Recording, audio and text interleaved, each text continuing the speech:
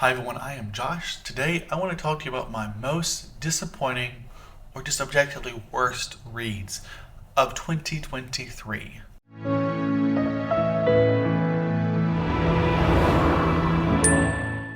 So, for starters, let me say this is a mix of disappointments and worst books. So, some books are disappointing but also objectively bad. Other books were disappointing for abstract reasons. They don't make the bad book, it was just disappointing in some ways, is still satisfying overall. That will tell you whether or not I think a book just isn't worth reading, versus just knowing what to expect when going into a book. Sometimes it's just bad advertisement. I don't like a book that advertises itself as one thing and it just isn't that. Especially when what it is actually pretty good. So with that said, let's get straight into it and talk about what the most disappointing books this year. This first one is part of the reason I have such a big caveat. The Woman Could Fly by Megan Giddings, who is, I believe, the author of, is it Lakewood? Yes, that's correct. This is a book about witches. It is advertised as sort of akin to Atwood meets Shirley Jackson meets Octavia Butler. In some ways, I can see that. It's like you have basically a system that is very much like Atwood's Handmaid's Tale, with this segregation, or rather mistreatment of women who are identified as witches, where witches are more likely to be considered such if they are black women. So you have the intersection of race into this sort of patriarchal hierarchy that we sort of see in Handmaid's Tale. My disappointment was that I felt like there wasn't really much Jackson or Butler in this. In some ways I see it because you have the speculative witchy side to it, but it just feels so loosely connected there that it just felt like a misdiagnosis. Is that the right way to describe it? Well, it just wasn't a good way of describing the book. Same with Jackson. Jackson is a very distinct tone. Gothic, unnerving, and while this book is unnerving in some ways, like it's not a comforting book, it never really reaches that realm of what it felt like I consider Jacksonian horror. And if anything, this just feels like it's a book that is a better take on The Handmaid's Tale than Atwood, but it's still very much in the tone of Atwood. I enjoyed Atwood's book, and I enjoyed this one possibly even more because of how it looks at it from a more intersectional lens. I was still disappointed coming in because Jackson and Butler are legit probably my two favorite authors of all time, and it's just coming in expecting that and realizing it is Atwood, someone who is fine by my standards. It just was a disappointment. So just know going into this, it's not what they're advertising it as. It's a good book, but it's not the embodiment of Jackson and Butler, as they would have you believe. Next up, Didn't We Almost Have It All? In Defense of Whitney Houston by Garrick Kennedy. This is, I think, the first book I read this year, and honestly, I was really excited for this. I've never read much about Whitney Houston.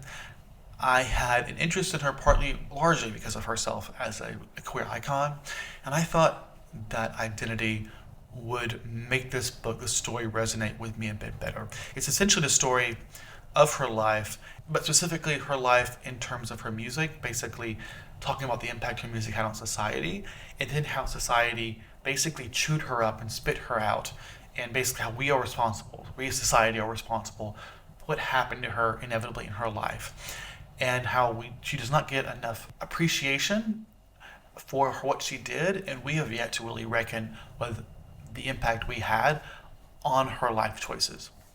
And from that sense, it's a really compelling book. I think there was just something about it that I thought I would resonate with it on a personal level more strongly. And this really is a very personal disappointment just because a queer icon, someone who I thought I could connect with, it just didn't quite work for me. Still an interesting book, and one that I think might resonate on a personal level more effectively with some people, especially since, to be fair, I wouldn't say I'm a long-time fan of Whitney Houston. For what long-time fans, I imagine this book might hit a lot harder than it did for me.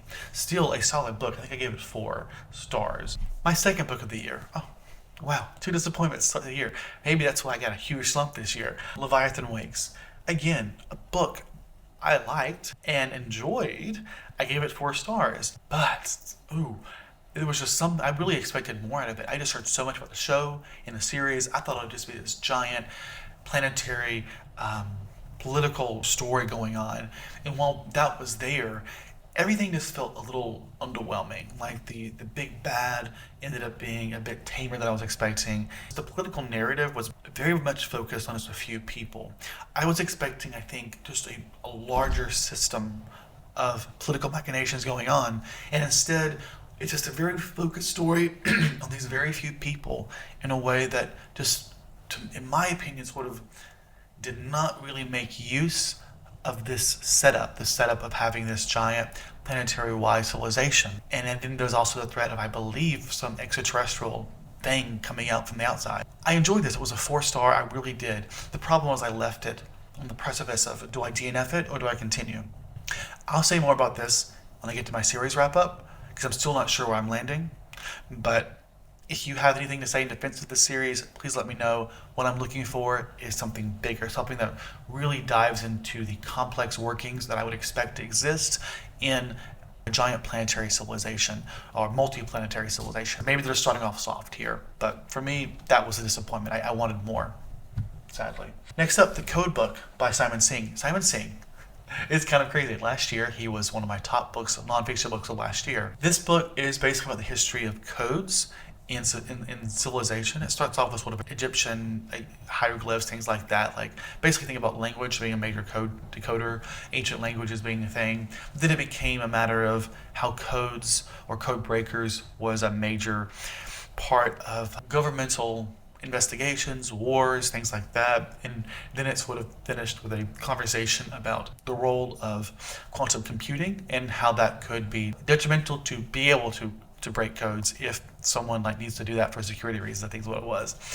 And overall, it does what it presents itself as, and it does so in an informational and effective way. Unfortunately, I just realized I have very little interest in this subject. It's just very, very dull. And while it's not a bad book, I just could not get into it. And it's disappointing because I really loved his other book, which was still sciencey, and I just felt like maybe it was just because that topic's more interesting to me. But it just felt like he took a heavy science book and turned it into a compelling narrative. And this one, it wasn't enough for me, unfortunately. Hence the disappointment. Not bad. If it's something you're interested in, the topic, the book will be amazing for you. Just maybe if you're not interested in the topic, maybe it's not worth it. But I guess I should have known that. It was really the author. It was the author coupled with it being a new audio release this year that made me pick it up first and foremost. Next up, we have Lady Bird Johnson, Hiding in Plain Sight by Julia Swig. And this disappointment, again, isn't a bad book. It is similar to Whitney Houston's book, or the book about Whitney Houston, in the sense that I really enjoy reading biographies or untold stories about significant women in history. It's not to say that Lady Bird Johnson is to say the wife of Lyndon Johnson. I believe her name was Claudia Johnson. It's about the Johnson presidency, or rather how they got into the presidency, the assassination, then this. But it's really from her perspective, from her lens, and how she contributed to it. And while that was interesting, for whatever reason, maybe it was just the way the story was told, maybe it was the writing style, I just wasn't that compelled. Honestly, I found it kind of dull. It wasn't boring per se. It just was, again, that point where, based off my previous readings, I really thought this would be a really hard-hitting book for me on a personal level. And when it wasn't that, I can't help but feel disappointed. Because normally when I read these kind of biographies, I love the character even when I wasn't interested before. And this was a woman I was more interested in, because Lyndon B. Johnson was a pretty significant president, given everything that was going on around him coming into presidency and during his presidency. A good example of this was when I was reading the Barbara Bush biography by Susan Page. Susan Page being the author who recommended this book, which makes sense. It's very akin to her book, but Barbara Bush's book just did a better job at keeping me interested and making me care about someone that I had previously not cared about. It was just more effective. And I just think, I really honestly, if I had to say a reason why, I think it's probably just me not being a big fan of this author. Just sad to say. Okay, next up, we have a book that I doubt anybody's heard of, unless you watched my reviews. The Three Ages of Water, Prehistoric History, Imperiled Present, and a Hope for the Future by Peter H. Glick.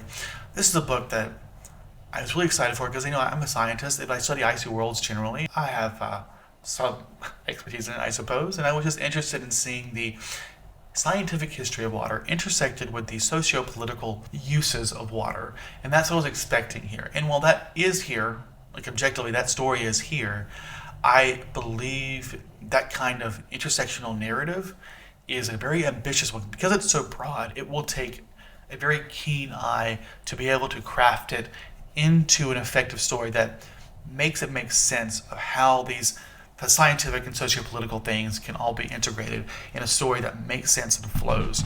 That's really what we're coming from for this review. It's on a structural level, it doesn't work. At times we're talking about the history of water, the science of water. Other times we're talking about the most abstract things, the most tenuous connection to water at all, just so we can talk about socio-political things that have sort of a filler content. Not filler per se. The truth is what he wanted from this was to have a book talk about the environmental impact that we're having on society. And he tried to do that by packaging in the lens of this sort of scientific perspective. And while I don't think that's a bad idea, I'm all here for his ideas and for promoting them. I just don't think he did a good job. I don't think this book does what it was striving to do. It should have picked a lane, like the history of water, or focused on the environmentalism impact. Trying to do both just did not work on a fundamental level. It was doing too much, and it did not do it well. And this is one where I actually don't think I recommend it. The rest, I feel like if they sound interesting, they're still worth reading. Absolutely. I just think they're probably better books to touch on these topics than this one does. Next up, On Corruption in America and What's at Stake by Sarah Chase. This was a dense book about the history of various corruptions in America. But I thought it was going to be about the system today, and in some sense it is. For me, while I don't disagree with anything the book had to say, I guess I was expecting a more coherent narrative.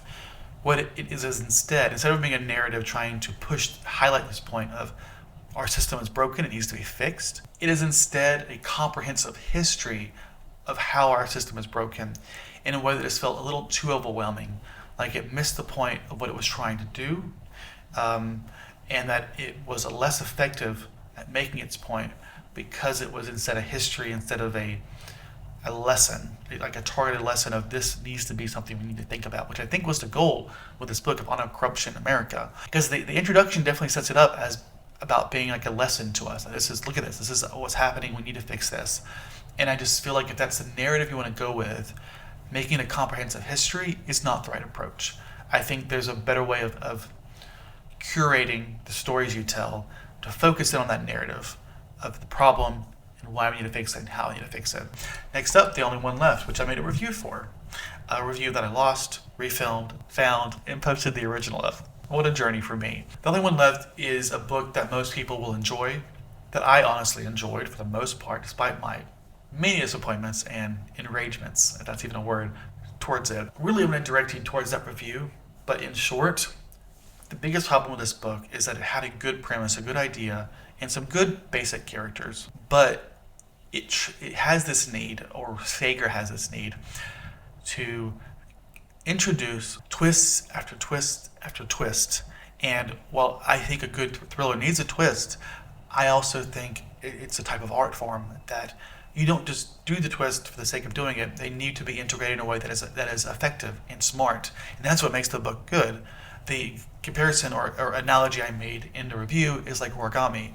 Origami takes such skill to be able to fold this paper in just the right way to create this larger pattern. Obviously, you could fold it 1,000 more ways to create the most compact piece of paper you want.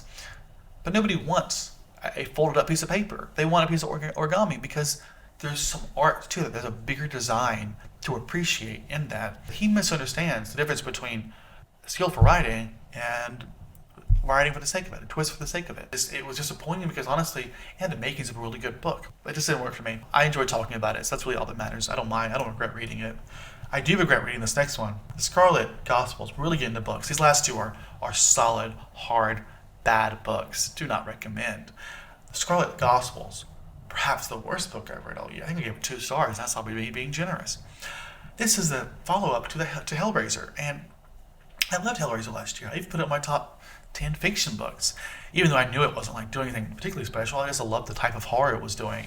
I wanted more of it. And I didn't think it would be possible for the sequel to be this disappointing. Because like what I liked was the world of the Hellraiser. But what we got here was like a complete reimagining. It's like a fan fiction version of it.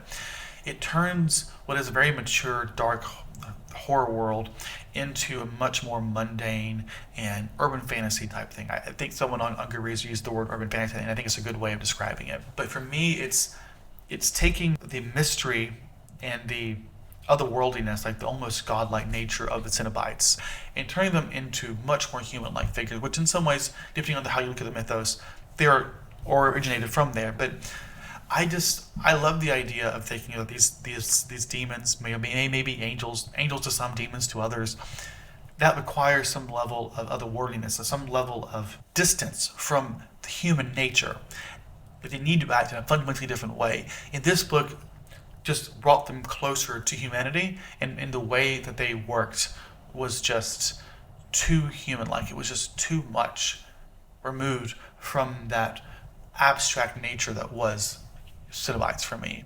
The story itself was just very mid. Writing, not mid, it was just bad. The writing was bad.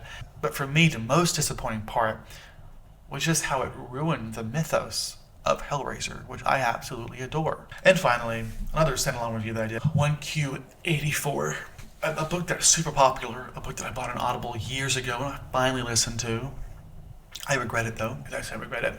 I enjoy the act of talking about it. I enjoyed the review. I'm very proud of that review. I stand by everything that I said. But fundamentally, I felt this story was, to put it short, sexist, homophobic, pedophilic, is that the right word?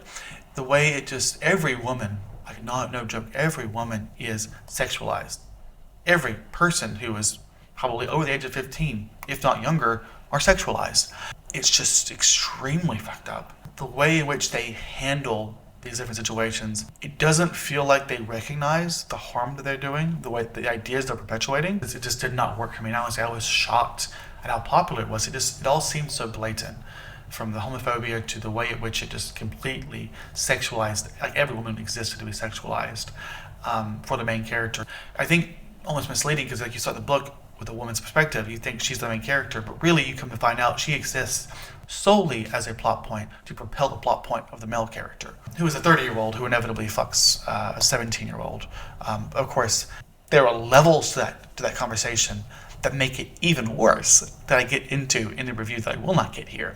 But it's just, my God, talk about disappointing, let alone just objectively bad. Not here for it. Thanks so much for watching.